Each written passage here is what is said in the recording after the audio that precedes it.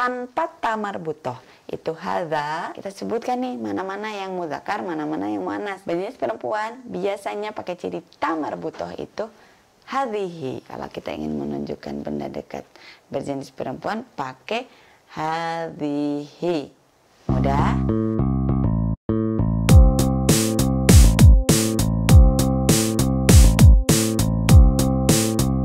Assalamualaikum warahmatullahi wabarakatuh. Alhamdulillahirrabbilalamin. Allahumma sholli ala sayyidina Muhammad. Muslimah cerdas, bagaimana kabarnya? Semoga semua selalu dalam keadaan sehat luar biasa. Kali ini kita akan membahas terkait dengan bahasa Arab. Ya, kemarin kita sudah membahas terkait dengan sedikit hal terkait isim. Ya, kata benda, kata-kata di sekitar, benda-benda di sekitar kita. Nah, sekarang isim tersebut pastinya kan kita sebutkan ya, kita melihatnya dalam kehidupan sehari-hari seperti kemarin. Baitun, rumah. Jidarun, dinding.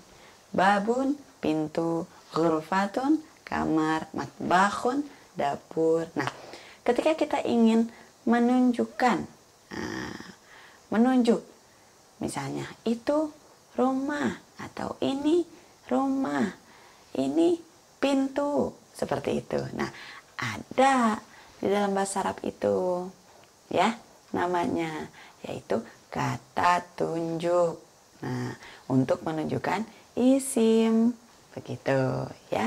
Nah, di sini kata tunjuk itu ada dua, ada kata tunjuk dekat, ada kata tunjuk jauh. Yang sekarang kita bahas adalah kata tunjuk dekat. Nah, artinya ketika kita ingin menunjukkan satu benda yang dekat dengan kita, itu ada namanya, yakni hadza, hadhihi. Apa namanya? Hadza, hadhihi. Nah, kenapa ada dua? Karena di dalam ilmu bahasa Arab, kalau misalnya kita ingin menunjukkan benda dekat yang dia berjenis laki-laki di dalam bahasa Arab, maka disebutkan dengan kata tunjuk hadza. Nah, bisa ya, hadza. Kemudian kalau misalnya bendanya yang dekat itu berjenis perempuan, maka dia menggunakan hadhihi. Apa? Hadhihi. Jadi hadza dan hadhihi. Mudah ya? Iya. Nah, berjenis perempuan itu bukan berarti kelaminnya harus perempuan ya, bukan. Tapi memang jenisnya memang perempuan. Nah, jenisnya laki-laki bukan berarti berjenis kelamin laki-laki, karena kan ini menunjukkan benda matinya. Seperti misalnya kursi, meja, pintu, rumah misalnya dan lain-lain. Nah, maksudnya apa? Nah, ini kita akan bahas ya.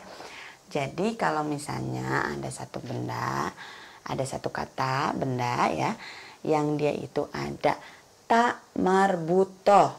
Nah, ta marbutoh seperti ini ya, ta marbutoh itu. Nah, itu menunjukkan benda itu berjenis perempuan atau disebutnya mu'annas. Oke, mu'annas di dalam bahasa Arab. Nah, itu menjadi ditunjukkannya nanti dengan hadhihi. Selain itu berarti berjenis laki-laki atau disebut di dalam bahasa Arab itu mudzakkar. Ya, apa? Mudzakkar. Jadi pakainya hadza. Nah, mudah ya. Kalau berjenis laki-laki tanpa tamarbutoh itu hadza. Kalau berjenis perempuan biasanya pakai ciri tamarbutoh itu hadhihi. Oke, hadhihi ya. Sekarang kita langsung praktekkan ya. Kita sebutkan nih mana-mana yang mudzakkar, mana-mana yang muannas, mana-mana yang berjenis laki-laki, mana-mana yang berjenis perempuan. Misalnya baitun, bait, rumah, itu berjenis apa? Mudzakkar ya, baitun. Apalagi misalnya, nah, misalnya yang kemarin kita juga sebutkan matbakhun, matbakhun, matbakhun. Nah, itu juga berjenis mudzakkar. Apalagi yang kita duduk kursiun, kursi. Nah, jadi kalau kita mau menunjukkan misalnya ini apa, misalnya gitu ya. Ini rumah, berarti hada baitun. Ini rumah. Ini dapur. Hada matbakhun. Ini dapur. Kemudian misalnya kita mau menunjukkan kursi. Hada kursiun. Ini kursi. Nah, kalau yang perempuan bagaimana jenis perempuan atau yang disebut dengan mu'anas? Berarti cari kata-kata yang di ujungnya ada tamarbutoh.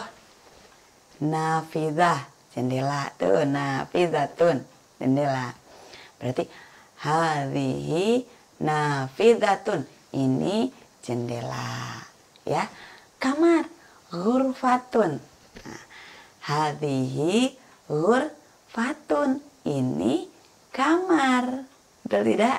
Betul ya? Nah, banyak lagi yang di belakangnya ada tamarbutoh. Misalnya mindodatun, miknasatun. Apa tuh? Mindodatun meja. Sama kayak maktabun, meja juga. Tapi kalau maktabun muzakkar, dia berjenis laki-laki. Kalau mindodatun dia berjenis perempuan karena ada tamarbutoh. Jadi kalau mindodatun, hadhihi mindodatun, ini meja. Mudah ya? Mudah sekali. Miknasatun, biasa yang suka muslimah pegang tuh kalau pagi-pagi kita bersihin rumah apa? Sapu. Miknasatun, miknasah, ya. Aku mau menyapu dengan miknasah, tuh kan? Sudah hafal tuh miknasah ya, sapu. Itu pun adalah mu'anas atau berjenis perempuan, berarti pakai hadhihi miknasatun. Ya, mudah ya. Ya. Jadi kalau kita ingin menunjukkan benda dekat, laki-laki pakai hadza. Kalau kita ingin menunjukkan benda dekat berjenis perempuan, pakai hadhihi. Mudah? Mudah ya. Nah, sekarang kita coba lagi. Ya. Sebutkan lagi. Misalnya yang benda dekat lagi dengan kita apa? Gitu ya. Nah, selain kursi, selain meja, selain dinding, selain pintu, ya, selain rumah, apa nih misalnya yang biasa kita pegang, misalnya apa?